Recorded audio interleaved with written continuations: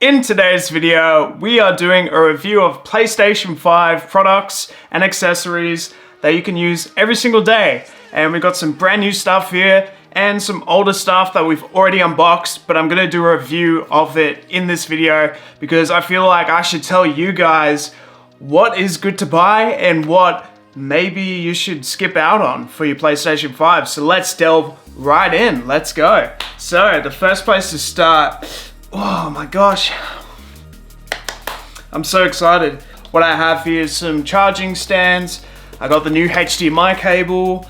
I've got playing cards. I've got this charging stand and this alarm clock. Whack. I've even got these, which are like performance thumbsticks, so that's gonna be interesting. We can have a look at those. We've got all of our normal accessories here. We can have a talk about these. We've even got the Backbone 1, which is the PlayStation 5 edition of the Backbone 1, so that's exciting. I've been wondering, okay, so we got these playing cards for $10. Are they a worthwhile gift for someone who's a PlayStation 5 player? Let's have a look. Let's open these up. So inside the box, we have this PlayStation 5 logo and we have the Joker. It's got a DualShock controller. So the DualShock controller is the PlayStation 4 controller, not the PlayStation 5 controller. Actually, it looks a bit older, like a PlayStation 2 controller actually. So it's really cool because it's such a throwback to the PlayStation 2, which is one of my all-time favorite consoles. You guys tell me down below, like, what was the first PlayStation you ever bought and played, and what was your favorite game on it? That would be a fantastic comment if you can leave that down below. I would love to talk about video games and, you know, old retro games such as the PlayStation 2. Like, I used to play Crash Bandicoot, Spyro. Have a look at these cards. So we've got the Joker, more Jokers. Oh yeah, so we've got the Ace. So that's 8. So basically each of these playing cards has like different X's amounting to what they are. Cool gift to get for like Christmas. I know that Christmas is coming up, so getting something like these playing cards would be a lot of fun for Christmas. I would say that's a fun little gift that you can get for someone that's really cheap and quite useful, I guess, for like playing card games and stuff like that. This is interesting, this one. So this is a PlayStation alarm clock and it's got the DualShock controller as the face, which is an interesting decision. They should do an updated one with the DualSense controller. I feel like that would be pretty cool. So yeah, let's have a look. So we have the stand. This is what it looks like. Obviously, we can press some buttons here, which is kind of cool. It actually has some action there with the X, Y, and Z. That is super cool. And it's charged by a USB micro cable. It does come with a cable. I'd be worried if it did not come with a cable.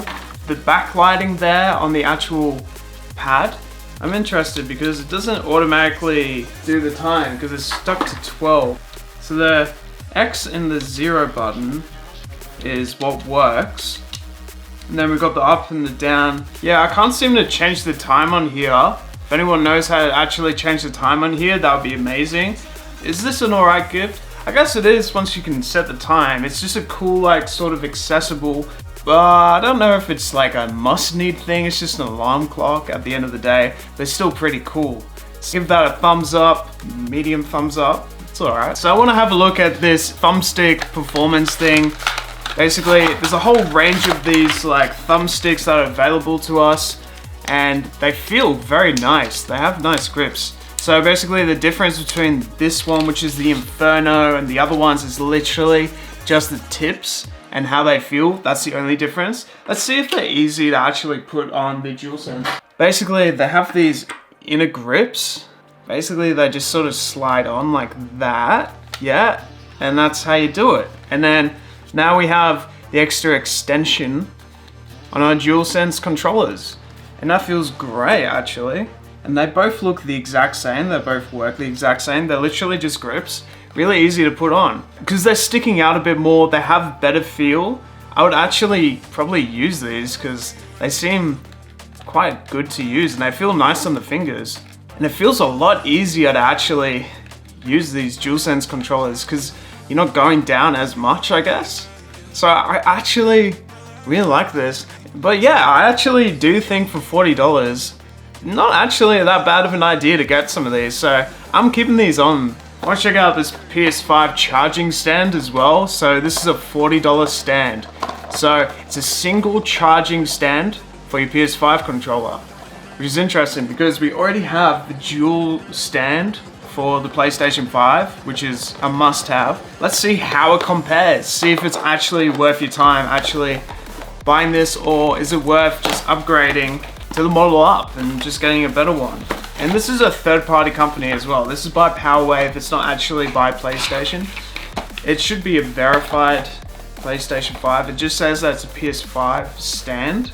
So this is how the stand actually looks. It's got a USB Type-C input, and we have the normal PS5 sort of connection there. So that fits in really nicely actually.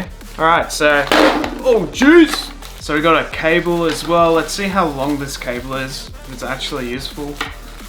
It's mainly for your PlayStation 5, so it doesn't necessarily have to be that long. You can literally just plug it into your PlayStation 5. Pretty short cable over here, so literally that would just plug in like this. You plug it into your PlayStation 5 like that, and then that would just light up, and then that's really it. That's it. That's it. I mean, it just lights up and then it'll charge your controller. If you have like the black controller, it will look really cool because it's just the same color and stuff like that. Yeah, so it sort of has this like light that's pretty red, and yeah, it looks fun. So we've got like sort of this plastic feel, and then at the bottom we have this really nice rubber base, which is quite good. So this can support up to 8K at 60 Hertz, which is pretty unbelievable, or 4K at 120 Hertz, and it's 10 foot and supports HDR gameplay. This cable is a good upgrade from your normal cable. I would actually recommend something like this, maybe just for a slight upgrade in the quality of what you can get.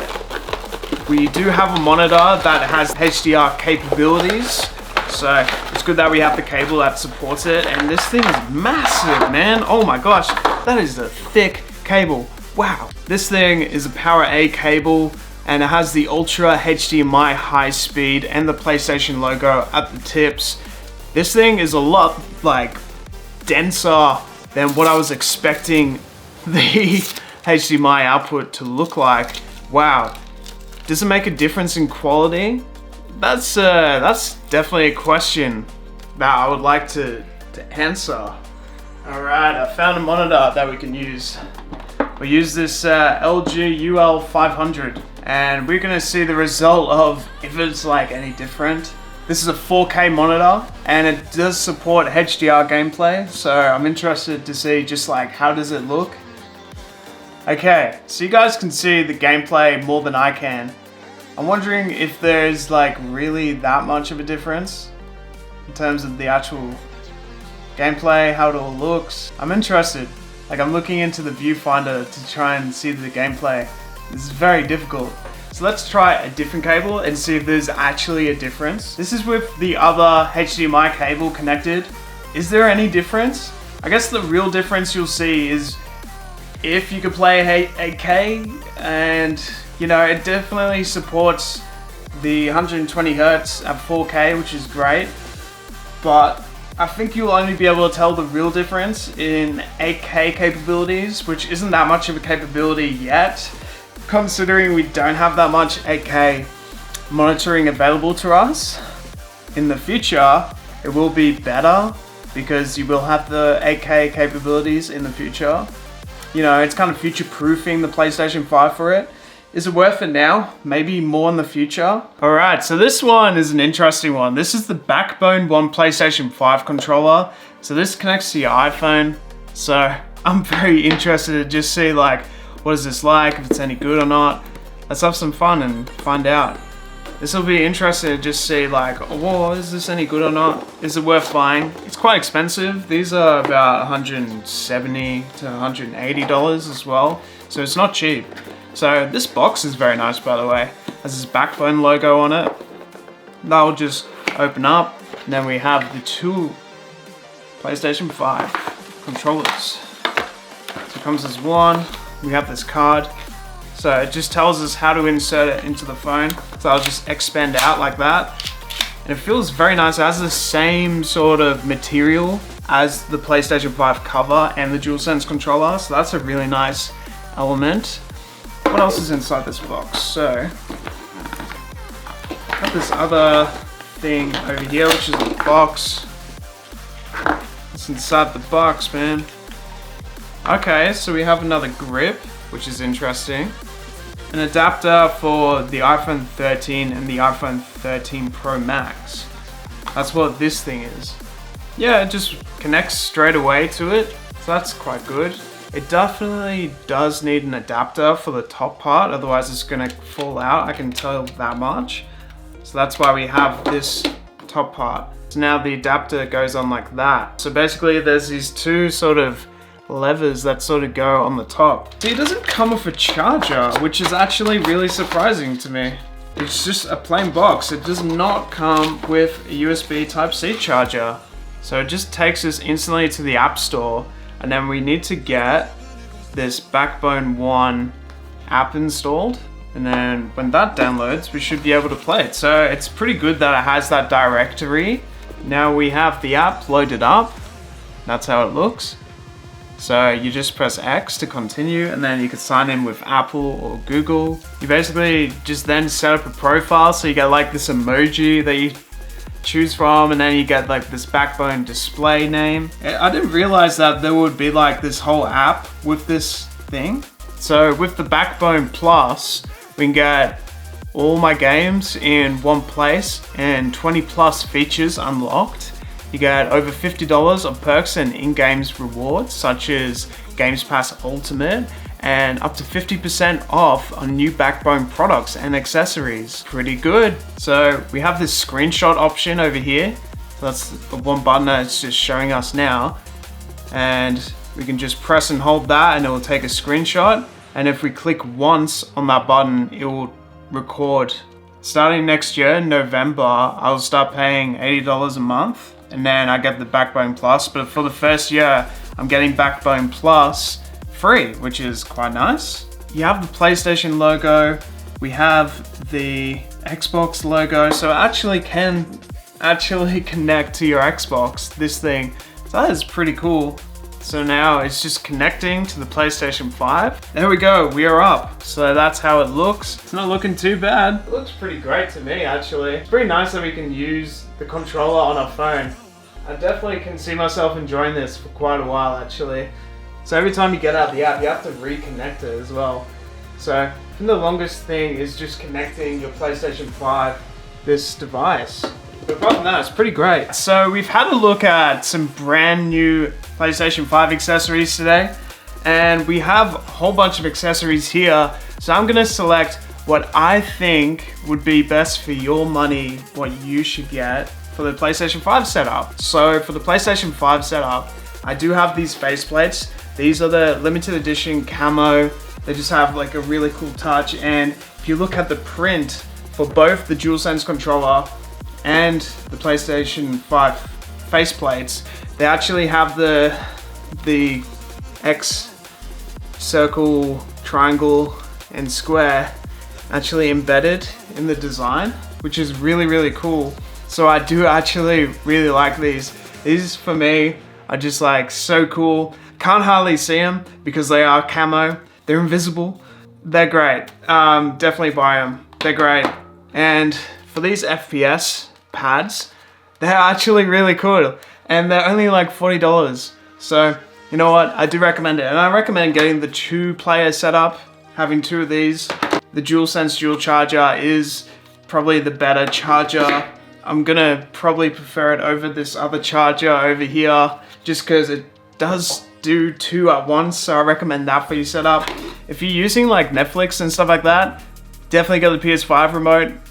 I don't use Netflix, so it's like not a must-have for me, but it is such a good remote, and it's a lot better than the Xbox remote, but it's just not a must-have, but it's really good nonetheless. We don't need the playing cards, but they're definitely really cool. Playing PlayStation 5 on the go, and it's set up really well, and it has its own dedicated app, and you can use even Xbox on it.